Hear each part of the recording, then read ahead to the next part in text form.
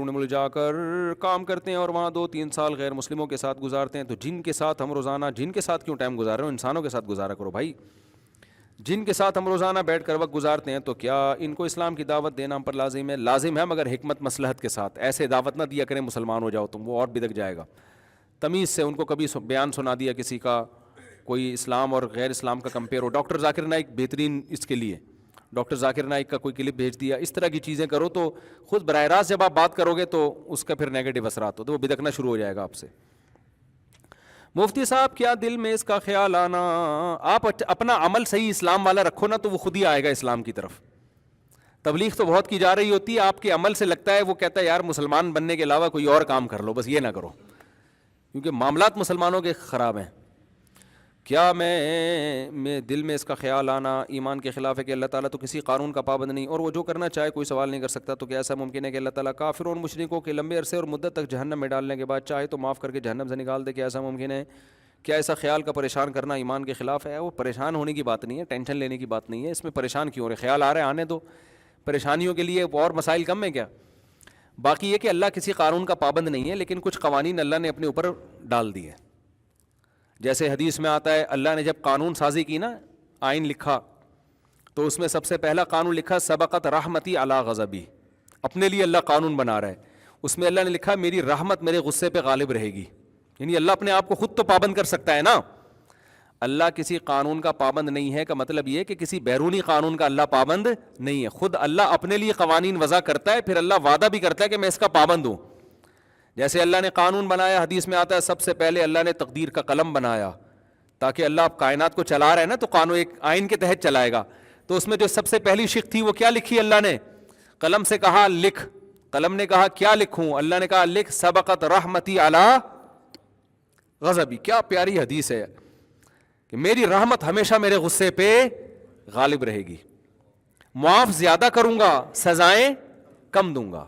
ورنہ اگر اللہ سزا عدل والا معاملہ کرے نا، انصاف والا، تو قرآن کہتا ہے ایک جاندار کو بھی زمین پہ زندہ نہ چھوڑوں. انسانوں کے ایسے گناہ مہلت دیتا ہے، یہ تو رحمت کی وجہ سے.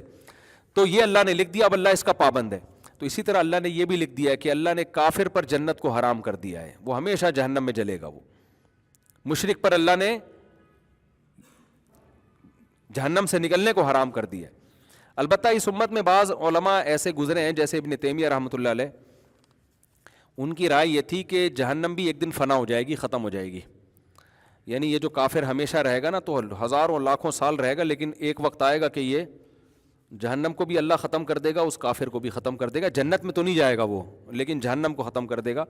لیکن یہ رائے پوری امت کے خلاف ہے، اور کچھ روایات بھی انہوں نے اس پہ پیش کی ہیں، لیکن جمہور امت کا وہی عقیدہ ہے کہ وہ ہمیشہ، کیونکہ قرآن میں ہمیشہ کا لفظ ہے. اگرچہ وہ ہمیشہ کے لفظ میں تعویل کا امکان ہے، قرآن ہی سے پتہ چلتا ہے. جیسے قرآن میں آتا ہے کہ جو قاتل ہے نا وہ ہمیشہ جہنم میں جلے گا، حالانکہ حدیث سے یہ بات ثابت ہے کہ یہاں ہمیشہ کا مطلب ہمیشہ نہیں ہے، بلکہ ہمیشہ کا مطلب کیا ہے؟ طویل عرصہ. تو قاتل بھی ایک وقت جہنم سے نکلے گا. تو ابن تیمیہ رحمۃ اللہ علیہ نے یہی تعویل ان آیتوں کے بارے میں بھی کی ہے جن کے بارے میں آتا ہے کہ جو مشرک ہے ہمیشہ جہنم میں رہے گا.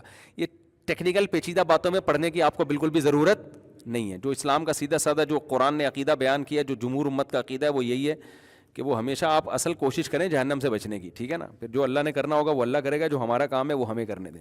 ہمارا کام ہے جہنم سے بچنے کی کوشش. باقی اللہ کی مخلوق ہے، اللہ ہے، وہ اللہ اپنی مخلوق کو ہم سے زیادہ جانتا ہے. فرعون نے موسیٰ علیہ السلام سے کہا تھا، جب موسیٰ علیہ السلام نے کہا نا کہ تو شرک کر رہا ہے تو اس سے تو جہنم کی آگ میں جائے گا، تو فوراً فرعون نے کہا تھا فما بال القرون الاولی، یہ تو اتنے لاکھوں لوگ جو ہم سے پہلے جا چکے ہیں ان کا کیا ہوگا؟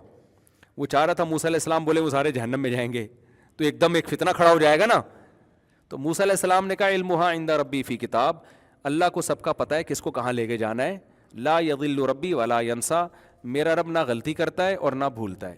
ایسا نہیں ہوگا کہ جانا جنت میں تھا غلطی سے جہنم میں بھیج دیا، یا بھیجنا جہنم میں تھا غلطی سے جنت میں بھیج دیا، اور بھولتا بھی نہیں ہے. تو وہ جس نے جہاں جانا ہے وہ اللہ کا معاملہ ہے، اللہ جانے مخلوق جانے. تو اپنی فکر کر، تو جنت میں نہیں جائے گا بہرحال، یہ ذہن میں رکھنا. ٹھیک ہے نا؟ تیری جو حرکتیں ہیں نا، بنی اسرائیل کے ہزاروں بچوں کو تو نے قتل کر دیا، اور انا ربکم الاعلی، میں رب ہوں یہ کہتا ہے، اور تیرے اوپر تو دعوت پیغمبر آ کے تجھے سمجھا رہے ہیں، تو اپنی خبر خیر کر، تو جنت میں نہیں جائے گا اگر اسی حال میں مر گیا. تو فوکس کرنا چاہیے ان باتوں کو جن کا ہمارا پریکٹیکل لائف سے تعلق ہے.